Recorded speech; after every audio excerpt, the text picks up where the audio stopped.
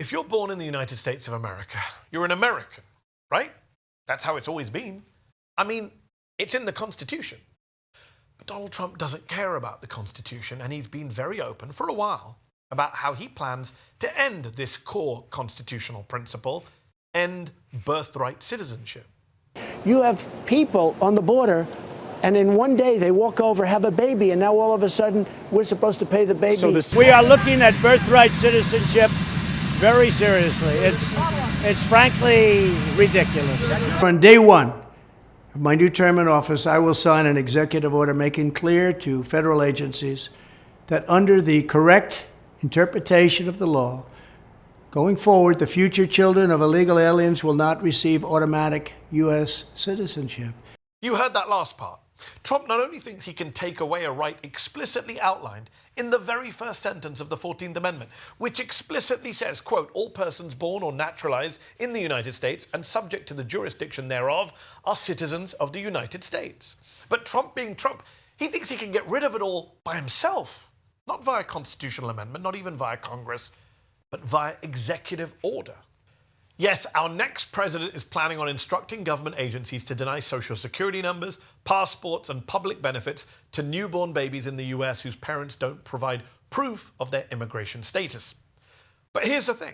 Birthright citizenship isn't just explicitly laid out in the Constitution, it's also been explicitly upheld by the Supreme Court. In fact, the relevant precedent here is over 100 years old. Yes, back in 1898, birthright citizenship took center stage at the Supreme Court after Wong Kim-ark, who was born to two Chinese immigrants in San Francisco, had his citizenship challenged by the xenophobic Chinese Exclusion Act, which at the time banned Chinese immigrants from becoming naturalized citizens. Nevertheless, in US versus Wong Kim-ark, the Supreme Court upheld his citizenship, despite him being born to non-citizens, writing that, quote, the 14th Amendment affirms the ancient and fundamental rule of citizenship by birth within the territory. Now, of course, the current conservative majority on the Supreme Court doesn't have a great track record when it comes to upholding precedent or constitutional rights for that matter. And with justices like Amy Coney Barrett, who once referred to the 14th Amendment as, quote, possibly illegitimate, it's not crazy to think that this court may well give Trump their stamp of approval on this issue, which, to be clear, would be a shocking and shameless disregard for the Constitution. And don't just take my word for it. Even James Ho, a conservative lawyer turned Trump-appointed judge, wrote in 2009 that, quote, text, history, judicial precedent, and executive branch interpretation confirmed that the citizenship clause reaches most US-born children of aliens, including illegal aliens. Now, as plain and obvious as the 14th Amendment is, when it comes to birthright citizenship, there are four words in the middle of that first sentence that Team Trump thinks supports their case against birthright citizenship. It's the bit where it says, all persons born or naturalized in the United States and subject to jurisdiction thereof are citizens. Conservatives argue that part, subject to jurisdiction thereof, was written in order to deny citizenship to anyone who still has loyalty to a foreign power, which they say includes people whose parents have not entered the country legally.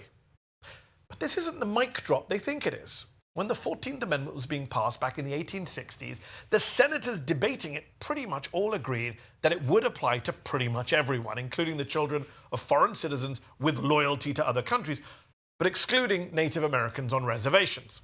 Congress agreed to adopt the interpretation of Senator Jacob M. Howard, the author of the Citizenship Clause, who clarified the jurisdiction language, saying that it meant birthright citizenship would not apply to, quote, persons born in the United States who are foreigners, aliens who belong to the families of ambassadors or foreign ministers, but will include every other class of persons. When Senate Judiciary Chair Lyman Trumbull was asked if birthright citizenship applied to kids of Chinese immigrants, he said back then, undoubtedly. So conservatives say they're originalists, that the Constitution should be interpreted in accordance with the original historical era in which it was written. And the senators at that time were clear that birthright citizenship applied to the kids of all foreigners with the exception of foreign diplomats. Oh, and remember US versus Wong Kim-ark? That case also addressed this jurisdiction language head on, with Supreme Court Justice Horace Gray writing for the majority that the amendment's language, quote, was not intended to impose any new restrictions upon citizenship.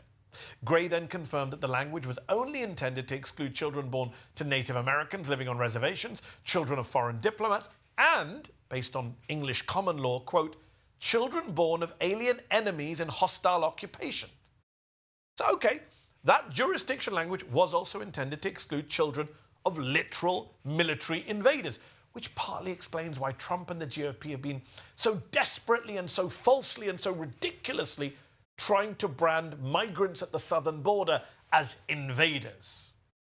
Conservatives also like to point to the fact that in the Wong Kim Ark case, Ark's parents were immigrants living here legally, whereas Trump's executive order would only go after children whose parents are undocumented. But once again, judicial precedent is not on Trump's side. Take a look at Plyler versus Doe, 1982. The Supreme Court struck down a public school in Texas's attempt to deny admission to undocumented children, saying, and I quote, no plausible distinction with respect to 14th Amendment jurisdiction can be drawn between resident aliens whose entry into the United States was lawful and resident aliens whose entry was unlawful. In other words, even if you are undocumented, you are still within the jurisdiction of the US, and therefore birthright citizenship as laid out in the 14th Amendment still applies to your kids. And yet Donald Trump thinks that's a, quote, ridiculous idea. Now, how ridiculous. We're the only country in the world where a person comes in, has a baby, and the baby is essentially a citizen of the United States for 85 years with all of those benefits. For starters, that's not true. Over 30 countries, including Canada right next door to us, also have birthright citizenship. But even if we were the only country in the world that offered it, so what? Isn't American exceptionalism what this country is all about? Isn't that what's supposed to make America great? Did you like this video? Don't forget to subscribe to this YouTube channel and turn on notifications. For exclusive content and to support our independent, unfiltered journalism, head over to Zeteo.com. Your support matters.